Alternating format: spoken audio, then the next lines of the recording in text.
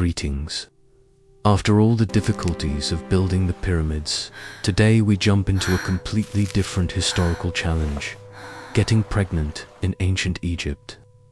My life revolved around pregnancy in a time when there was no modern medicine, and everything was tied to gods and strange rituals. To find out if I was pregnant, I literally had to urinate on barley and wheat.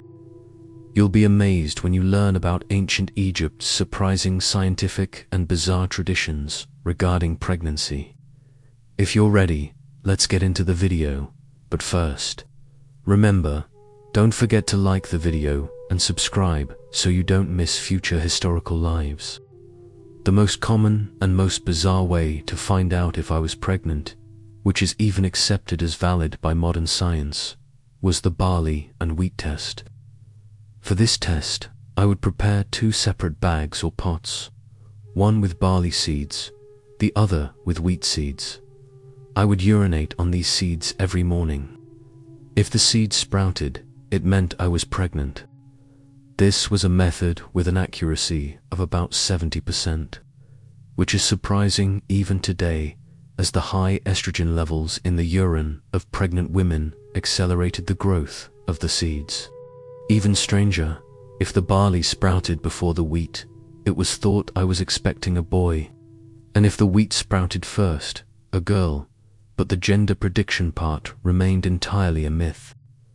My life had a sweet uncertainty, spent waiting for a seed to sprout. This was more a sign from nature and the gods than a simple test. My life as an Egyptian woman was filled with many taboos and protective rituals during pregnancy. It was believed that evil spirits and demons could harm my baby, so I constantly tried to protect myself from the evil eye. I would wear amulets on my belly, often bearing the images of the protective god Base or the fertility goddess Tauret. Base, with his dwarf appearance and threatening face, was an expert in childbirth and protecting children. Not only I, but also our house carried these amulets. We would place statues of Base on door thresholds and bedheads to keep evil spirits away. This was very different from a modern woman's prenatal preparations, but it gave us incredible psychological reassurance. These rituals were not just superstitions, but also a deep spiritual support system that filled the void of medical knowledge at the time. As the moment of childbirth approached, we focused less on hygiene and comfort at home, and more on an environment where the gods could help us. Birth would not take place in bed, but on specially designed birth bricks.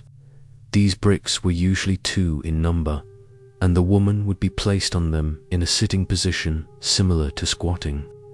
Images of birth goddesses would be carved on these bricks, so the blessing of the gods would be placed directly under the mother during delivery.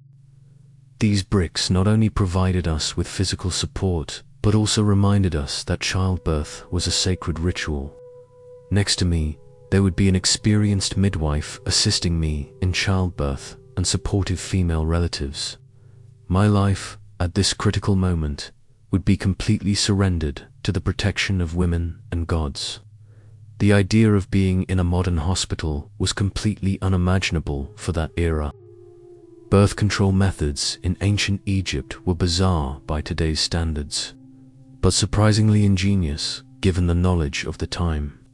To prevent pregnancy, we would usually prepare a contraceptive paste consisting of a mixture of crocodile dung and sour milk. This mixture would be placed inside a small tampon made of cotton or linen fibers and used. The alkaline nature of crocodile dung and the acidity of sour milk were thought to inhibit sperm mobility to some extent. This method was certainly not as effective as modern methods, but it was the best protection available to women of that era. My life had to rely on such natural but disgusting methods to prevent an unwanted pregnancy. This reminded us how valuable control over pregnancy and fertility was. These primitive methods showed the experimental spirit of the ancient Egyptians in medicine and chemistry. Throughout my life as an Egyptian woman, My children's names determined their identity and future. Names usually included a wish, the name of a god, or an adjective. For example, names like Amaniz Natangri or Gift of Mut were popular. Within 7 days of the baby's birth, relatives and friends would gather and loudly proclaim the child's name. The baby's name was seen as a code that would allow its soul to lead it to a mortal life. During the naming ritual, various divinations were also made to predict the child's future destiny or character. For my life, giving my child the right name was not just a tradition, but also the first step of their spiritual journey. A wrong name could bring a bad fate, so this choice was made very carefully. My diet during pregnancy was not just about filling my stomach, but about securing my baby's health. The diet at that time was based on abundant fruits like dates, figs, and pomegranates, vegetables, and fish from the Nile. I would especially consume large amounts of high-calorie grains and beer, which were thought to increase milk production. However, this beer was not as thick as the workers' beer we mentioned in the previous video. Some foods were considered taboo, especially certain strong-smelling herbs and spices that were thought to cause complications during childbirth. Eating well during pregnancy was not only a physical need, but also a form of worship offered to the goddess Hathor, goddess of fertility and joy. My life was spent carefully choosing every bite to ensure my baby was safe. This was not much different from a modern mother taking vitamin supplements, only our tools were more natural. In the postpartum period, it was important for the mother and baby to spend the first few days in silence and protection. It was believed that the baby's soul needed to fully settle into the body and be protected from external influences. Mothers usually spent the first week in a lying-in house or a private, sheltered corner of their home. During this time, only close female relatives and the midwife could visit us. This compulsory rest and isolation was similar to the modern postpartum period, but the purpose was spiritual. It also protected us from infections, which were the greatest danger to babies. My life in these first days was entirely focused on my newborn child. All rituals were aimed at ensuring a solid start in the world for him. There were also strange divination methods used to predict the child's future health status and even the time of death. One of these was the onion test. To understand what kind of fate the baby would have, pieces of onion or garlic would be placed on various parts of the baby's body after birth. If the onion or garlic rotted quickly, it meant that the baby's fate would not be good or that their life would be short. This was an incredibly stressful situation for a modern parent, but the people of that era believed that the gods spoke through such natural signs. My life was spent in a constant balance of hope and fear among such divinations and signs. In every strange practice, I would look for a clue for my baby's future. If I could not get pregnant, it could be a source of great shame and social exclusion. Infertility was often seen as the woman's fault. In this case, I would resort to various medical and magical solutions to increase fertility. Sometimes, I would have to drink a mixture containing special herbs, honey, and wine. One of the most bizarre rituals was visiting fertility temples and wearing amulets representing sexual organs. I would also go to temples dedicated especially to the goddess Tauret and pray. My life, in the absence of a child, was filled with social pressure and desperation. This led me to resort to primitive methods to solve problems that modern science could solve. For an Egyptian woman, motherhood was not only a personal wish, but also a social necessity. Medical records were kept during pregnancy in ancient Egypt, but these records were very different from modern doctor reports. One of the most famous examples is the Kahun papyrus, which contains information on birth and gynecology. This papyrus contained recipes for pregnancy diagnosis, birth control, and the treatment of various women's diseases. For example, diagnostic methods such as breath tests with onion and garlic were also found in this papyrus. It was believed that a woman's uterine opening status could be determined by the smell of her breath after eating onion or garlic. My life was managed based on the information in such ancient medical texts. This showed that even the doctors of that era understood the importance of keeping records to access knowledge. In the postpartum period, various protective amulets and charms were used to secure the baby's future health. These amulets were usually wrapped in linen cloths, dripped with mother's milk, and attached to the baby's neck or cradle. It was believed that these amulets, especially, prevented evil spirits and disease-causing demons from possessing the baby.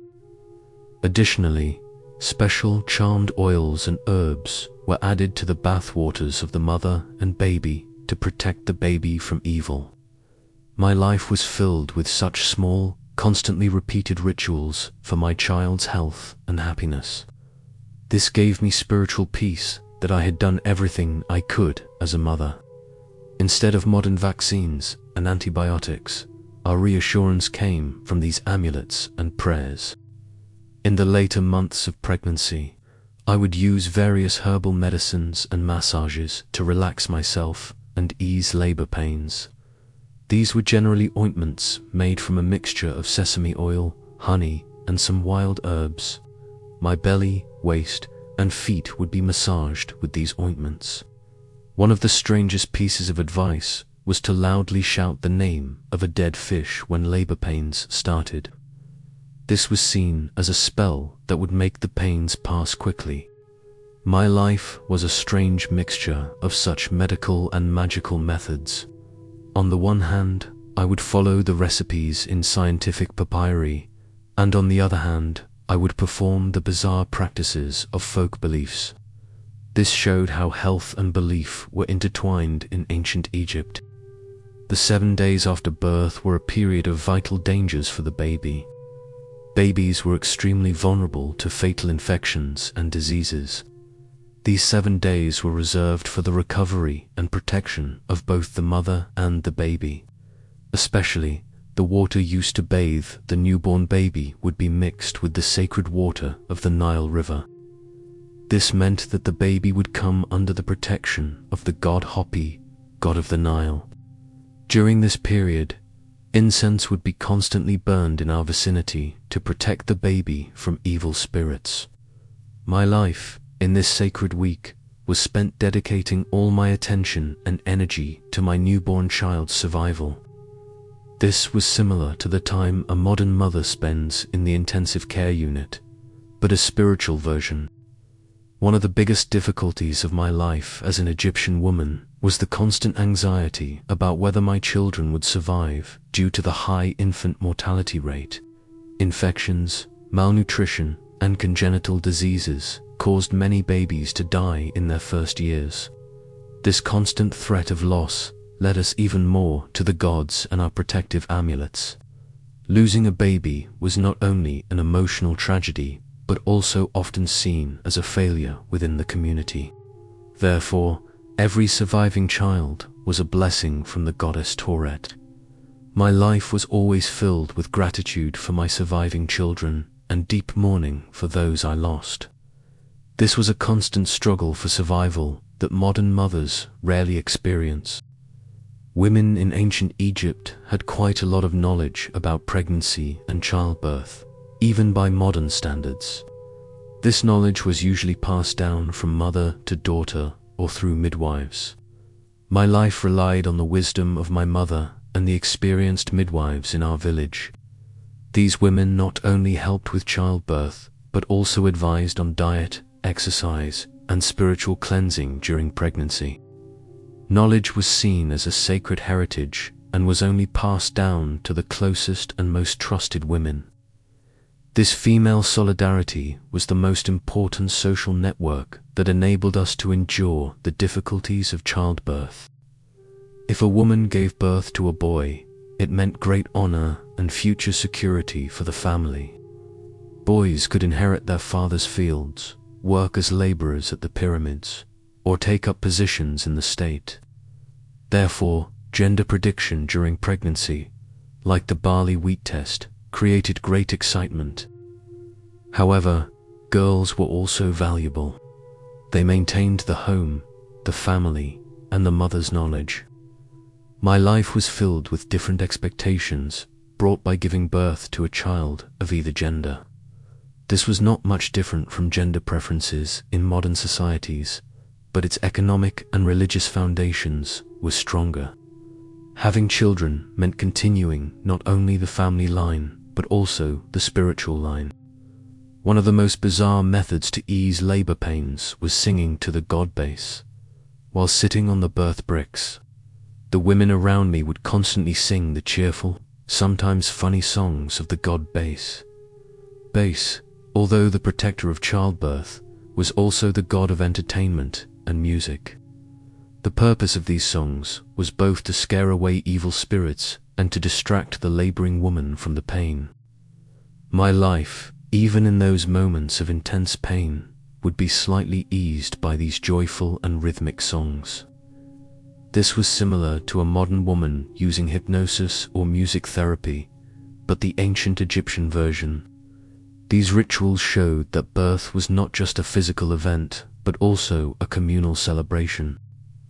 During pregnancy, especially if I was having a difficult one, I would seek healing with the help of the gods in special temples or health centers. These temples were not just places of worship, but also a kind of treatment center. For example, I would visit the temple of Hathor and receive the goddess's blessing. During these visits, sleeping in front of the image or amulet of the goddess meant that the goddess would guide me in my dreams and heal my illness. My life during these temple visits was like a patient waiting for a diagnosis in a modern clinic, but the solution was spiritual rather than medical intervention. This showed that the Egyptians did not separate spiritual and physical health. In ancient Egypt, birth was a ritual of death and rebirth for both the mother and the baby. Therefore, every ritual performed during and after birth carried a spiritual meaning. When the baby was born, the midwife would use a sharp obsidian volcanic glass knife to cut the umbilical cord. Then, the cord would be buried in a corner of the house, wishing for a good fate. This symbolized that the baby belonged to the world and that its roots were solid. My life, with these ceremonial steps, celebrated not only my child's physical birth, but also their spiritual birth. This was much deeper and more meaningful than signing a modern birth certificate. Every birth in ancient Egypt was a sacred covenant with the gods and the earth. For the physical complaints that bothered me during my pregnancy, doctors would prepare strange, but sometimes effective, herbal medicines. For example, mixtures containing mint and cumin were usually given for nausea. This was similar to the natural remedies used in modern medicine. However, the most bizarre treatment was applying a mixture of beef, liver, and honey to the eye for an ailment that looked like an eye infection. Since beef liver is rich in vitamin A, it was actually effective against night blindness, a symptom of vitamin A deficiency. This showed that the ancient Egyptians could find the right solution, even if they didn't know the reason why. My life was filled with such strange and mysterious solutions, learned through trial and error. This showed us how the ancient world blended science and magic. That's it. My life as a pregnant woman in ancient Egypt was an experience blending surprisingly scientific methods like the barley test with bizarre rituals like onion divinations. It was a tough process, but we were under the protection of Base and Tourette. Compared to the conveniences and health guarantees of modern life, the conditions of that era were very harsh. If you enjoyed this journey through weird history, don't forget to subscribe so you don't miss the future stories of my life like being a woman in traditional China.